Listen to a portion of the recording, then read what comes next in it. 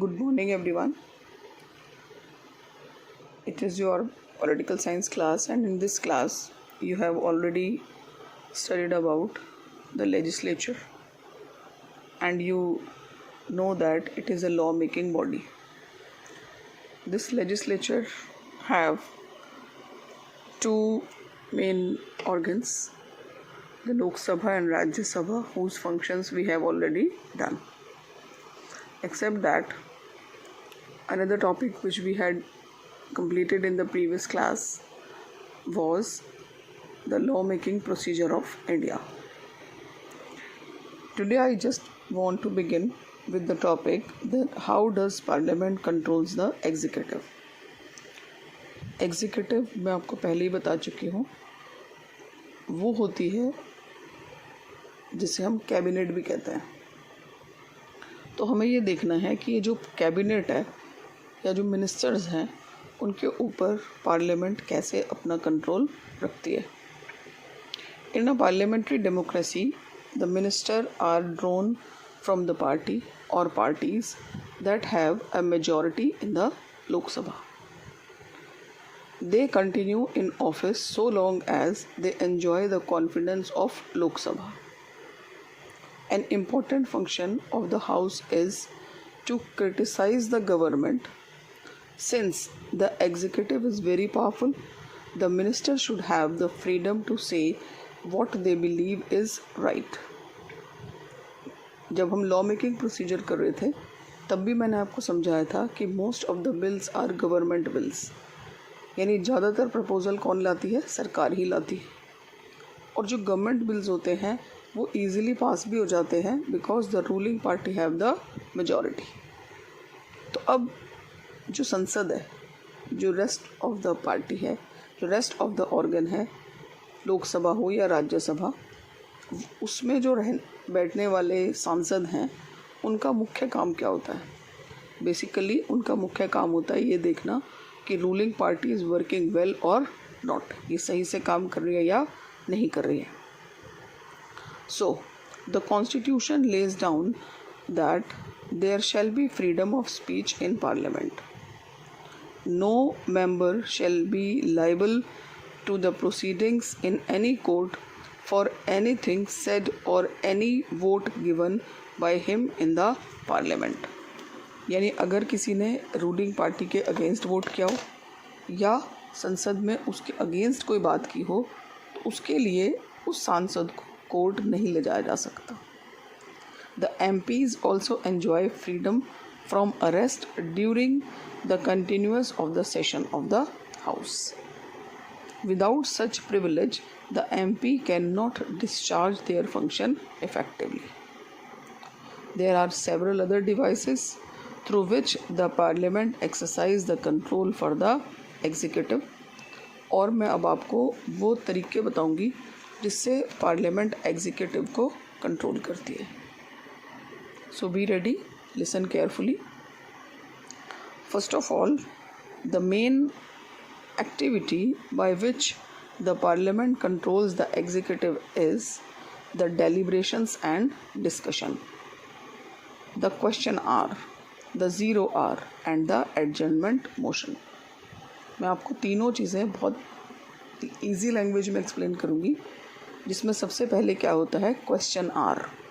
नाम से समझ में आ रहा है वो टाइम जब जो MPs होते हैं वो क्या कर सकते हैं? They can ask question. Question hour. The question hour is often the liveliest part of the sitting in both the houses. The purpose of the question is to obtain information on a matter of public importance or to ventilate a grievance. कि basically अगर कोई grievance है, कोई मतभेद है, मान लीजिए ruling और अपोजिशन पार्टीज़ में हमेशा ही होता है, तो in the question hour the MP can ask question on any of the matter. The question hour keeps the minister on their toes. It is a valuable protection against the injustice and the slackness of the part of the government. इसमें जो question are होता है इसमें question पूछे जाते हैं और question में जो मिनिस्टर्स हैं they have to give answers of those question. The time which begin at 12 o'clock soon after the question hour is known as 0 hour. I'll tell you the difference between the question hour and 0 hour. The hour is known 0. Usually 1 o'clock the member goes to lunch. So 0 hour therefore would not extend for more than 1 hour. Question hour के बाद क्या होता है 0 our, लेकिन 0 our 1 घंटे से ज़्यादा नहीं. During this 0 hour the members raise all types of question without any permission or prior notice. बहुत ध्यान से समझिए, क्वेश्चन आवर में जो क्वेश्चन पूछे जाते हैं उसकी प्री अप्रूवल लेना ज़रूरी होता है. यानी अगर एक एमपी क्वेश्चन पूछना चाहता है तो he has to seek the permission. उसको बताना होता है कि वो कौन सा क्वेश्चन पूछेगा. वो अपना क्वेश्चन लिख के देता है और time is given to that person. But in the 0 hour any type of question without prior permission can also been asked. You all know that in Lok Sabha, Rajya Sabha, there is the Speaker of the House. और जो speaker होता है वो permission provide करता है to ask a question or not. But in 0 hour any type of questions can be asked. Sometimes they raise the matters simply to gain publicity or just to embarrass the government. Most others it lead to the unruly scene in the house. और अक्सर जो 0 our होता है वो बहुत शोर शराबे का टाइम होता है और इसमें हाउस में क्वेश्चंस पूछे जाते हैं. The third is adjournment motion. ध्यान से समझिएगा, adjournment motion, the purpose of this motion is the house should lay aside all other business and take up the consideration of a matter of urgent public importance. देखिए, मान लीजिए time house is discussing something जो already चल रहा है कई दिनों से डिस्कशन, लेकिन ड्यूरिंग दैट डिस्कशन कुछ ऐसा हो जाता है कंट्री में जो बहुत अर्जेंट होता है. For example any accident, any railway accident, any incident. तो उस वक्त जो ओपोजिशन होता है वो क्या करता है, वो एक एडजर्नमेंट मोशन लाता है. Adjournment motion means leave aside all the functions. आप जो भी कर रहे हैं उसे क्या करें, लीव कर दें, साइड कर दें, and discuss the important matter now. Such a motion interrupts the normal business of the house. Therefore, the speaker supply a rigorous test for the admissibility of adjournment motion. A motion for adjournment starts and it gives the opportunity to ensure the act of the conscience and commission of the ministers. So, these are the 3 main things by which the house can control the activity of executive. Except that there are some financial motions also. Financial control. Financial control समझते हैं ना, ऐसा matter जब house जो है वो ruling party को embarrass कर देता है. किस चीज़ के लिए एम्बैरस, कि वो कुछ फाइनेंशियल कंट्रोल करें. मैं आपको एग्जांपल देती हूँ. मान लो आप कुछ शॉपिंग करने जाते हैं और उस शॉपकीपर ने कहा कि ये चीज़ 550 रुपये की है, इट कॉस्ट 550 रुपीज़, एंड आप बोलते हो इट्स क्वाइट एक्सपेंसिव, महंगी है, कुछ कम कर लो. और शॉपकीपर क्या बोलता है चलिए एटलीस्ट 5 रुपये कम दे दीजिए। तो बेसिकली वो क्या कर रहा है, ही इज़ एम्बैरसिंग यू। या आप अगर 545 दे सकते हैं तो आप 550 भी दे ही सकते हैं। That 5 rupees is creating embarrassment. तो ऐसा ही कुछ एम्बैरस मोमेंट हाउस में भी आते हैं, और जिसको हम क्या कहते हैं, financial control. When the budget is under consideration, a motion for the reduction of demand of grant may be moved. जब रूलिंग पार्टी अपना बजट प्रेजेंट करती है तो some cut demands are being given by the opposition, and these 3 demands are known as cut motion. Number 1, first is the disapproval of policy cut. In order to embarrass a particular ministry, a motion may be moved that amount of demand to be reduced to 1 rupee. यानी सिर्फ opposition क्या लाता है, वो एक cut demand रखता है जिसको आप 1 रुपये की कट डिमांड कहते हैं। पूरे बजट में से ओपोजिशन कहता है कि 1 रुपया कम कर दो। This is just to embarrass the ruling party. Second is economy cut. When the object is to affect economy, the motion says that the amount of demand to be reduced by particular amount.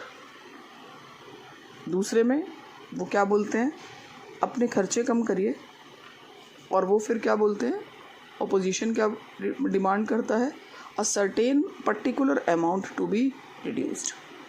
एक निश्चित amount बताता है opposition की इतना खर्चा कम कर दीजिए। This is called economy cut. The third is token cut. To air a particular grievance, the motion says that the amount of demand to be reduced by 100 rupees. As I told you earlier also, ये सारी demands जो हैं वो ruling party को embarrass करने के लिए दी जाती हैं। And except that there are certain questions which are being asked by the house from the executive. The next is no confidence motion. It is very important. अगर रूलिंग पार्टी अपना बहुमत खो दे, अगर रूलिंग पार्टी वीक दिखे, तो opposition या जो other members of parliament हैं वो क्या ले आते हैं, no confidence motion. No confidence motion means the ruling party has lost the confidence in the house. A motion expressing no confidence in government is moved by the opposition. The House grant leave to move no confidence motion only when it carries the support of at least 50 members. यानी अगर सिर्फ 50 members चाहें parliament के तो वो क्या ला सकते हैं, no confidence motion. The motion has to be taken up for discussion within 10 days from the day on which the leave is granted. यानी अगर सिर्फ 50 सांसद चाहें तो रूलिंग पार्टी के अगेंस्ट क्या लाया जा सकता है, no confidence motion. On conclusion of the debate the speaker put the motion to vote. पहले बहस होगी और फिर वोटिंग होती है. If the motion is passed the government has to resign. The confidence motion moved by the Prime Minister Shri Atal Bihari Vajpayee when put to vote was lost by 269 to 270 votes on 17 April 1999. After the loss of confidence motion, the Prime Minister called on the President and submitted his resignation. यानी सिर्फ एक vote से Vajpayee government जो थी वो गिर गई 1999 में. और ऐसा हो सकता है किसी रूलिंग पार्टी के against if party lost the importance. Next is the censure motion. Sensor आप ऑलरेडी समझते हैं, फिल्मों में चलता है सेंसर बोर्ड, जो कुछ सीन्स को, कुछ स्टोरी को कट आउट करता है, ऐसे ही there is some censor motion in the parliament as well. A censor motion is different from no confidence. A motion of no confidence need not record the ground on which it is based. No confidence motion में ये बताना नहीं होता है कि किस आधार पर ruling party को नो कॉन्फिडेंस लाया जा रहा है. But in censor motion should specify the policies or act that are being censored. It can be moved against a particular minister or a group of ministers for their failure. Adoption of the motion would result in the resignation of the government. यानी अगर censure motion आया तो सरकार जाएगी. There are then the devices through which the executive is made accountable to the Lok Sabha of hung parliament and the political instability both. Hung parliament आप जानते ही हैं, when ruling party doesn't have clear majority and जो party है, जो सरकार है, वो मिली-जुली सरकार हो, तब इस तरह के मोशंस की ज़्यादा उम्मीद होती है. The another topic is parliamentary committees. When we were discussing about the lawmaking procedure, on that discussion I already told you that there are certain committees in the parliament. Bill अपने second stage में कहाँ जाता है? Committee stage में. तो who made the committee and how they work? A committee is a group of members to whom a matter is referred for examination, deliberation, action and recommendation. Now, what do parliamentary committees do? ये करती क्या है basically? The parliament meet only during the session. Normally, 3 sessions are being conducted in 1 year.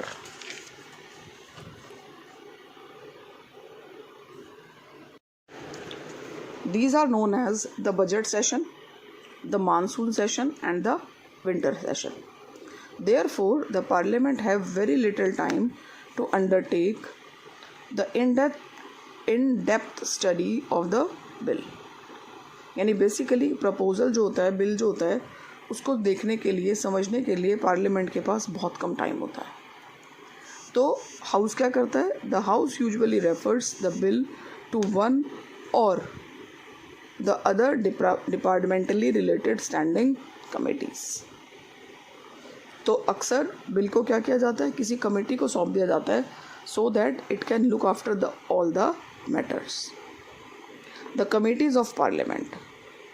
We shall now refer to the few important parliamentary committees.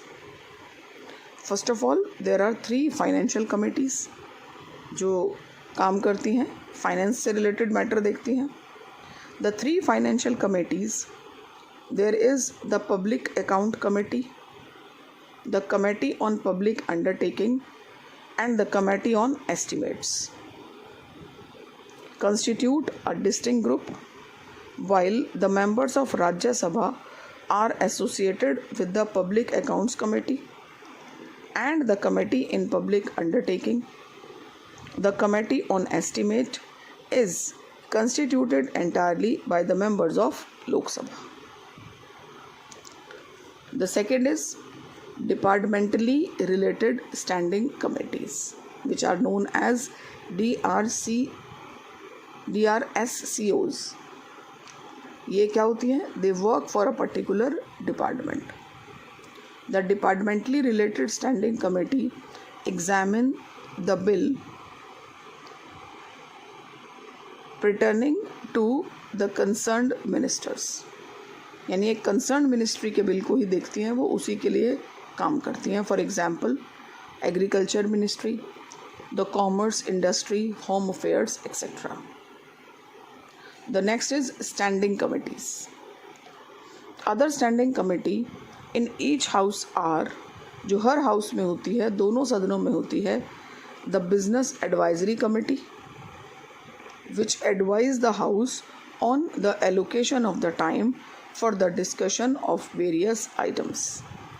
यानी हर topic पर कितना समय देना है, इसका जो डिसीजन है वो करती है the business advisory committee.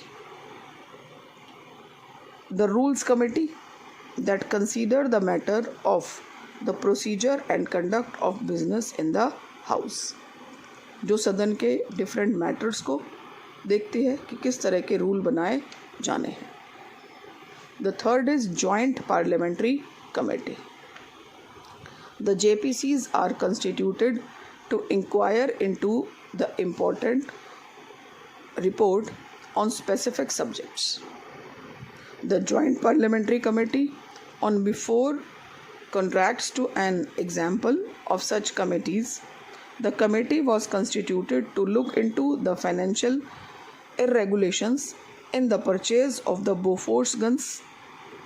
The members of JPCs are taken from both the house.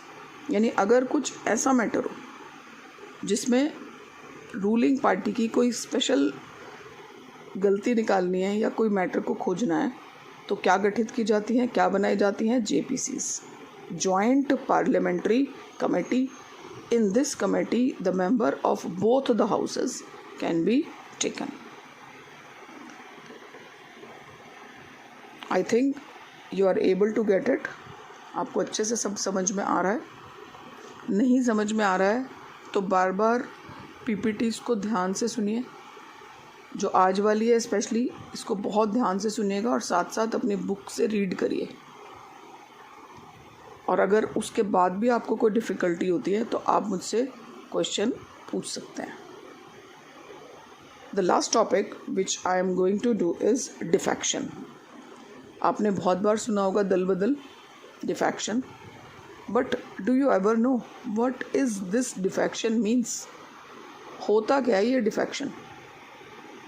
Defection means giving up the membership of that party to which a person belonged or on whose ticket he or she has contested the election and joining the another party. तो basically defection क्या होता है? Giving up the membership of the party, यानी अपनी party की membership छोड़ना. किस party की?